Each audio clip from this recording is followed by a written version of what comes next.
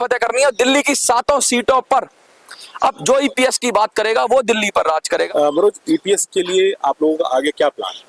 देखिए, ईपीएस 95 की जब बात करें तो जिस तरह से सेंट्रल लीडरशिप ने 8 साल तक ये मुद्दा चलाया, वो मुद्दा काफी बढ़ गया है। देश के 85 लाख लोग अब देख रहे हैं ईपीएस सरकार की तरफ, और सरकार ने लगातार उनको वादे पे वादा, आश्वासन पे आश्वासन दिया, लेकिन अब उसकी सीमा हो गई है। कहते हैं ना, सब्र का घड़ा भर चुका है, और अब उन्होंने सीधा सीधा ऐलान कर दिया है कि भाई दिल्ली के अंदर अब हम दिल्ली फतह करनी है। तो ईपीएस 95 वाले बोल रहे हैं, पूरे देश से 85 लाख लोग बोल रहे हैं, खड़े हो गए हैं और कह रहे हैं कि दिल्ली फतह करनी है, और दिल्ली की 7 सीटों पर अब जो ईपीएस की बात करेगा वो दिल्ली पर राज करेगा।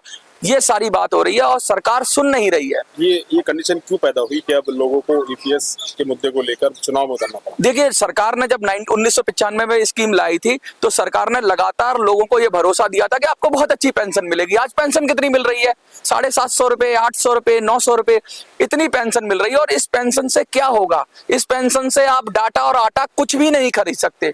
लोग परेशान हैं, कुछ लोग विकलांग है, शरीर से दुखी हैं, किसी की हार्ट की बाईपास हुआ है और परिवार के लिए कुछ नहीं खरीद सकते। वो बच्चों को जो कल तक 50,000 लाख रुपया कमा रहा था, आज उसको 800-900 रुपया सरकार दे रही है। और सरकार खुद भी मान रही है, बड़े बड़े संसद में सरकार के मंत्रियों ने और एमपीज ने माना कि भाई लगातार ईपीएस बहुत कम है और हम बढ़ाएंगे। लेकिन 2 बार मोदी जी से मीटिंग हुई, उसके बाद भी कुछ नहीं हुआ। हेमा मालिनी जी से मीटिंग हुई, विपक्ष के लीडरों से मीटिंग हुई और सारे पॉलिटिकल पार्टी से मीटिंग के बाद भी कुछ नहीं हुआ। तो ईपीएस 95 के लोगों ने अब कमर कस ली है कि भाई अब हमें नेताओं पे विश्वास नहीं है। अब की बार हम खुद अपनी सरकार बनाएंगे और हम दिल्ली की 7 सीटों पर ये एक्सपेरिमेंट करने वाले हैं। दिल्ली की 7 सीटों पर ईपीएस पेंशनर्स खड़े होंगे। उम्मीद सर, दिल्ली के अंदर 10 से 15 लाख लोग ईपीएस से जुड़े हुए हैं। 10 से 15 लाख लोग, यानी उनको 5 से गुणा कर लो, एक परिवार में नाती पोता मिला के 5-7 लोग तो होते ही हैं। तो यानी 50 से 60 लाख लोग ईपीएस 95 के हैं। और वो सब लोग जब वोट करेंगे, और बुजुर्गों का तो सब सम्मान करते हैं, वो जब निकलेंगे गलियों में, दिल्ली की गलियों में निकलेंगे और मांगेंगे अपने हक का पैसा और दिखाएंगे कि कितने लोग शहीद हो गए, कैसे कैसे लोग मर गए।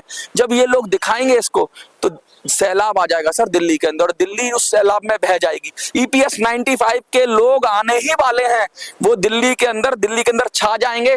और ये मैं मनोज सुराजी ये दावे से कर रहा हूं, क्योंकि मेरे फोन के अंदर रोज 1000-1500 लोग संपर्क कर रहे हैं, वो परेशान है। आज एक अंधे व्यक्ति ने मुझसे फोन किया तेलंगाना से, कह रहा मैं देख नहीं सकता, मैं दिल्ली आना चाहता हूं और लड़ना चाहता हूं। इस उम्र में भी वो जो जज्बा है, जो लड़ाई का उनका जज्बा है, वो खड़े हुए हैं मैदान में और कमर कस ली है उन्होंने और कह रहे हैं कि अब की बार आर या पार 2 महीनों के अंदर या तो ईपीएस 95 के नाम पर हम अपने 5-7 सांसद, 7 सांसद, 5-7 क्यों, 7 पूरे सांसद दिल्ली से भेजेंगे और दिल्ली फतेह करके दिखाएंगे, जिससे सरकारों पे दबाव पड़े।